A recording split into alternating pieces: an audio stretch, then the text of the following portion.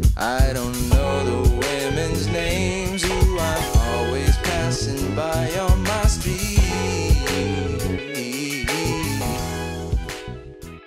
Hello, ladies and gentlemen of the jury. It is I, Emily Sophia, here to break down the final episode of Season 1, Marco. So, spoiler alert before we dive into the mad thick of things, as I will be bearing all in this review.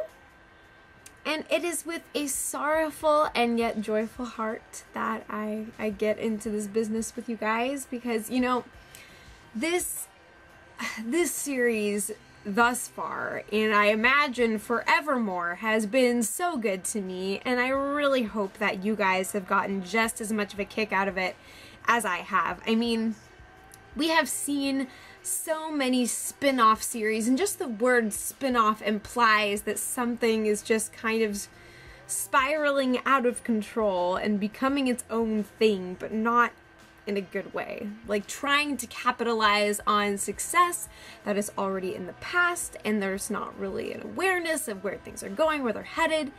And yet what we have here, with the brilliant minds of Vince Gilligan and Peter Gould at the helm, what we have here is a true treasure, a show of cinematic proportions that is meticulous and calculated and artistic and surprising at every single angle. I mean, I want to talk about like the entirety of the season in this review, but I'm pretty much mostly going to focus on the finale episode itself now.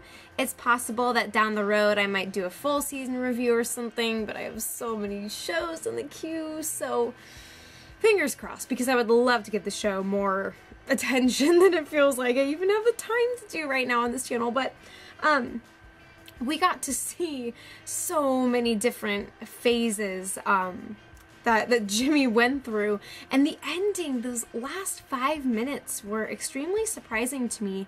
And I looked up a few reviews before I started filming this vlog, simply because I was curious as to what other people were thinking, just other perceptions in the fan community. And what I noticed is that people were kind of divided about the ending. I personally thought that it was going to be a touch more ambiguous, actually. What I was expecting was for him, you know, as Jimmy is walking up to the courthouse, he's getting ready to meet his new partners for the Sandpiper case, he's gearing all up, and then we have that shot that's just focusing on his left hand and the ring from Marco's mother on his finger, and how he's sort of at this crossroads, torn between two worlds. He came back to Albuquerque, to clients, to some kind of life, and then Kimmy has I want to say Kimmy, you know, she doesn't really strike me as a Kimmy, but because she's best friends with Jimmy, they gotta be Kimmy. Anyway, she throws him a lifeline, and I mean, offering him a way to build himself up as he had originally desired. But we also see over the course of this episode him trying to separate himself from the version of himself that he created to please his brother, which by and large is what happened after the whole Chicago sunroof defecation event, which we finally discover what exactly it was that culminated Slippin' Jimmy's illustrious career. We get to find that out in an incredibly painful and really visceral scene in the whole bingo hall drama, as he takes the mic and tells the story of why he ended up here, why B is for brother and B is for betrayal, and he works all the way back. So we see him trying to pull apart all the pieces. And he goes back into his con man ways, and then the next day, after the whole Kevin Costner spiel, I don't know why that word isn't working for me, but the whole Kevin Costner spiel, which for those of you who are Breaking Bad fans should ring a little bell, a little Easter egg for you guys. But you know, he checks his voicemail, and he's got like 15 or 17 missed calls. And pretty much most of them are clients asking about wills, or somebody who's got their parent at a senior living facility and all this stuff. And all of a sudden it kind of dawns upon him that, oh, I didn't quite leave all of this behind. There is something maybe that is still mine. And that wasn't just for the me that was trying to please Chuck, which turned out to be mission impossible. So he's working through that whole thing. He's trying to be a good friend to Marco, and they make that last run with the Rolex, and unfortunately it ends in tragedy, and that seems to kind of end his Slippin' Jimmy days, because as he is at the funeral for his friend, he gets, not only does he have all these voicemails and excuse me, other clients that are waiting for him, but he also has this whole new opportunity to substantiate himself and to work on the case that was originally his anyway, thereby putting him in like a really good place. And he is initially concerned, you know, Chuck's not gonna like it, but Kid was adamant, you know, apply your skills, go do this. This is yours. This is your moment to be where you want to be, and you don't have to be under Chuck's thumb. And so it makes it all the more strange that he just rip-roars right on back, tearing up to the ticket booth as Mike is chilling, discussing his next job, and, you know, Mike has got his code. He's figured it out. So when Jimmy comes up to him and is like, why didn't we just take the money and run? And Mike kind of looks at him and is like, well, there was that one little detail about you doing the right thing that you were going on about. And we see that Jimmy's got this desperation, this anger. He's seething. He is like, he's spat on an opportunity that, like, it doesn't even appear that he set foot in the building to even give it a try. Which was, I was kind of confused at how quickly it happened, and I thought, like, maybe they just did a jump cut and we didn't get to see him go inside, and we're going to find out what happened next time. But I think that he just straight up abandoned ship. And all of a sudden, everything comes into place for him. But when I say comes into place, it kind of falls out of it, essentially. Because here he is seemingly entering, you know, getting his second shot or, you know, third shot at the American dream. But no, it's not good enough. And I feel like we're going to be exploring more in depth exactly why he arrives at this place that he does, because that really seems to be the beginning of Saul Goodman. I thought that was taking root when he went back to Illinois, but not so much. That was just kind of the, like Kim was saying, getting stuff out of his system, kind of re-exploring. He might have stuck around longer, but it occurred to him pretty quickly, just within that first week of pulling some real fine scams. And again, the cinematography was off the charts. Like that whole kind of 1960s super weird psychedelic montage of just all the money is turning into liquor, is turning into all these, like, just the bizarre overlapping imagery, and it's just like, it's a drug trip essentially. And I love that kind of experimental angle that they took with that. Yeah, that was super groovy. But it all goes back into place. He comes back around, but there's something that broke inside of him, being back, being in this place. And I really am curious to see how they're going to break that down in the future. I mean, for how much longer is he not going to be Saul Goodman officially, you know? That's kind of what I'm trying to figure out right now, because I don't know, this episode had me all over the place. It definitely toyed with my expectations. I mean, I was kind of hoping that the ending would be a bit more ambiguous, I guess. That was what I was expecting, like I said, that it would end on the scene where he's sort of just at the crossroads, and then we just cut to black and we don't know what happens. We don't know if he chooses to go forward with his life and then some other tragedy strikes, or the opposite. And we get a glimpse into kind of where he's going.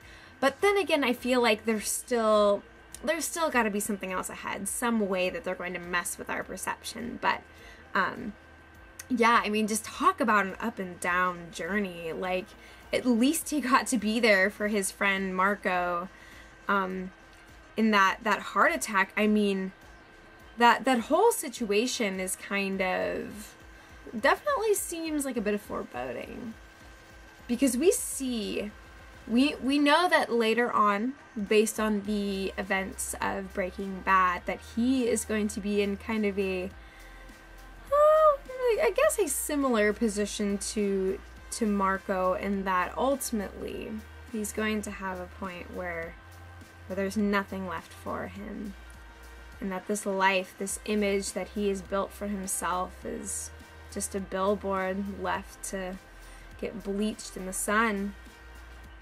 And he's just a chef at Cinnabon, you know? Like, it's very tragic to see the mistakes that Jimmy intentionally makes with the whole, like, I'm gonna chase after that dollar no matter what.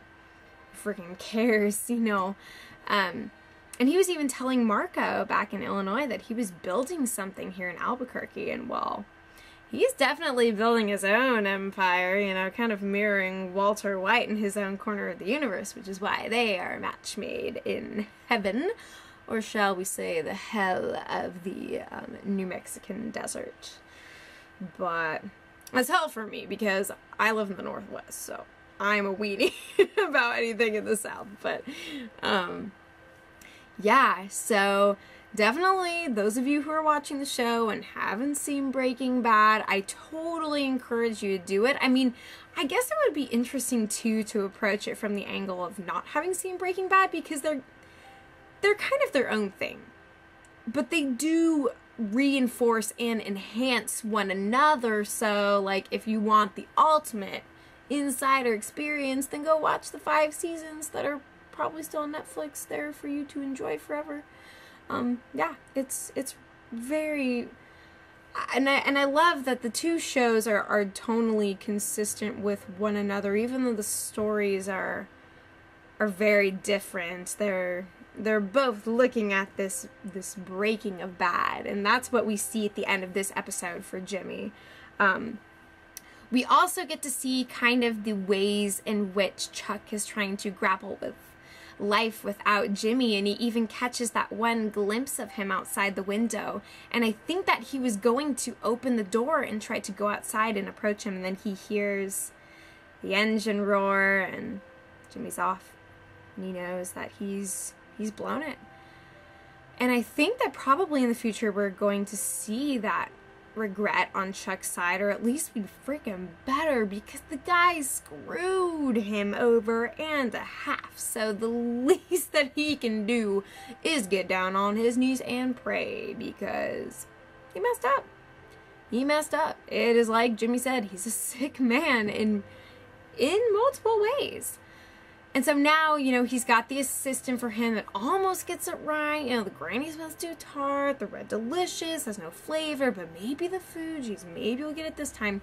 And we know, of course, that Jimmy had it down to a T, and this is always what he did. But at this point in time, you know, he's cutting ties, and yeah, I really have no idea what the relationship is going to look like in the future, or if Jimmy is going to whip around and actually go and meet the other law firm and join leagues with them to kind of spite his brother, or if he's going to fully invest in building something very different here in Albuquerque. Something outside of elder law, perchance. But that's just kind of my thinking.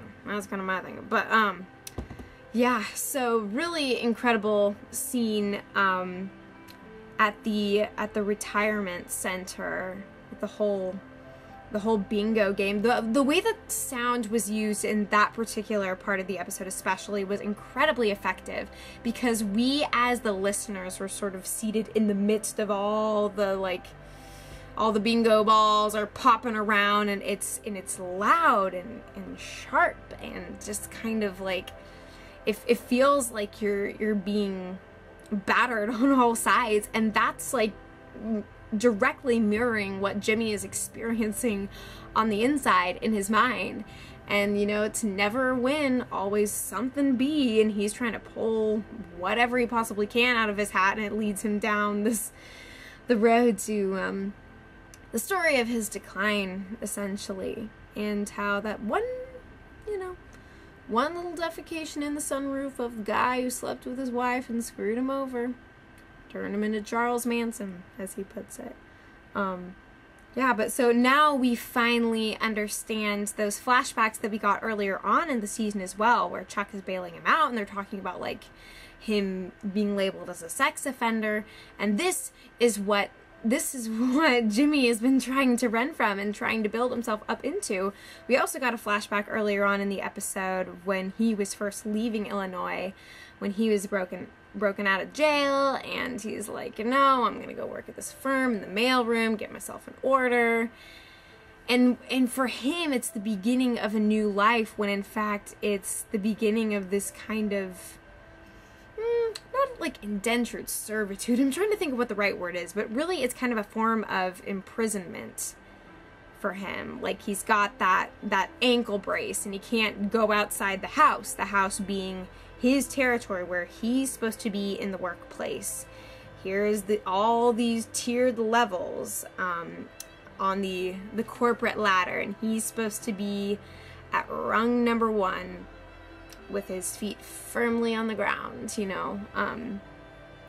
And so, like, ultimately what we do see at the end of this episode makes so much sense from everything that has transpired. We see the freedom that he relishes, and we see these forces of good and of kindness that are in him. You know, he's saying that, like, Dalai Lama's got nothing on me and old people love me, but little does he realize just how truly loved he is. But that's not something that he can cling to anymore with this betrayal that's so ultimate, so complete, that he even at the funeral of his mother, he avoided his once best friend Marco simply because Chuck didn't want him to associate with someone from that past.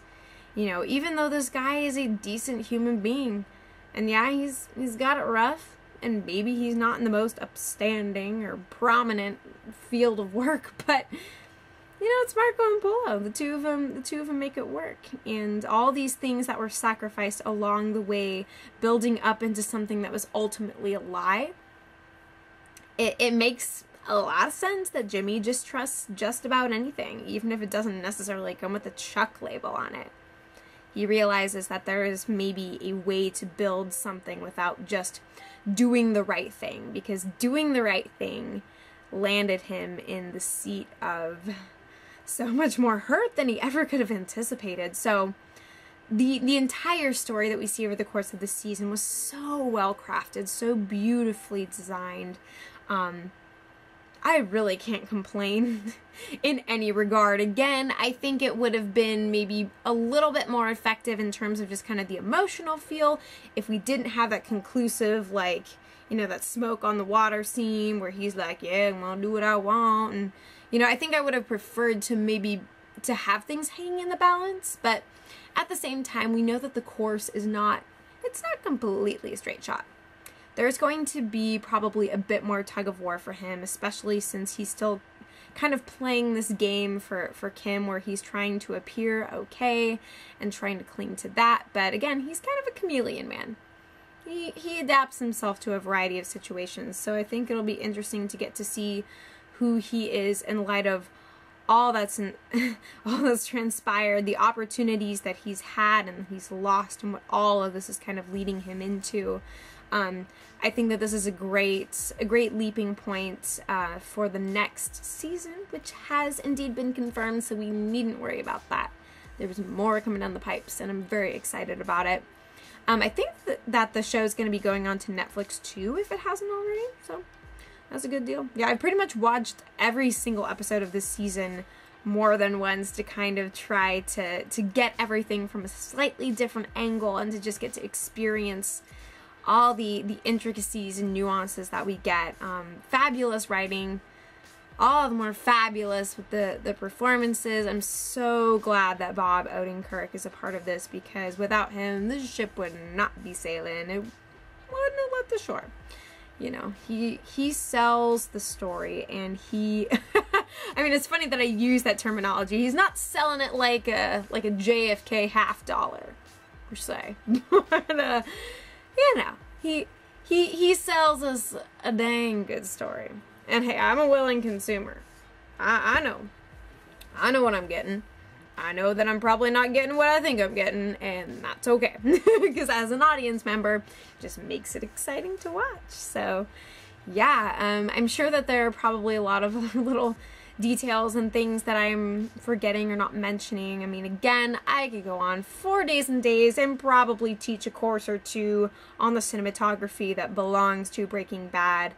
Again, just how everything is structured the way it needs to be. The colors, the sound, all the elements cohere to give us this feel, this story space in which we can laugh and cry and just kind of feel everything about the fall of this crooked lawyer who is at heart a good man and incredibly talented at what he does, but he decides that there are other things that he is going to base himself off of as far as what kind of power he wants to hold, what kind of prestige. He defines that in a very, very different way and takes to a very different market and clientele, but it all remains yet to be seen what precisely is going to get him there. Now remember that we do still have Nacho and his crew in the picture. I know that that he and Mike are going to end up coinciding in the future. I think it's safe to say that we might be able to expect a cameo from Breaking Bad in the next season, or a new one, that is to say. You know, it could be Hank, it could be Jesse, it could be, I mean, pretty much anybody. I'm down for it, you know. Yeah, so please, by all means, fill in all of your thoughts, anything that I didn't refer to in specific, in the comments below. This video is really just kind of a starting point for these conversations and a place where we can all convene to appreciate the majesty of this series, to anticipate what's going to come, and to welcome the one and only Saul Goodman, because he is coming. He is coming to a television near you. Oh man, so it's gonna be a long hiatus, but I will tell you that I don't know why I'm putting my finger on my face. It didn't really seem necessary, but Game of Thrones is coming this Sunday. This Sunday, I don't know what the date is. It's in the double digits. It's on the 12th. So April 12th is the Game of Thrones Season 5 premiere date. Gotham is also going to be returning next week, and I will still be doing Bates Motel. So there's a lot on the horizon. Coming this summer is Hannibal 2, and I'm going to be trying to hopefully do some more music and stuff in the future too. So yeah, just check out all the links and stuff in the description. I have links to all of my playlists for Breaking Bad, for Better Call Saul, for just all the stuff. So yes, thank you guys. Thank you, my beautiful people. Whether you began with Better Call Saul or began with Breaking Bad, this is where we all come together. And yeah, it's been a good ride, ladies and gents, and it is far, far, far from over. So you guys, take care of yourselves, please. And as always, I will be back before you know it.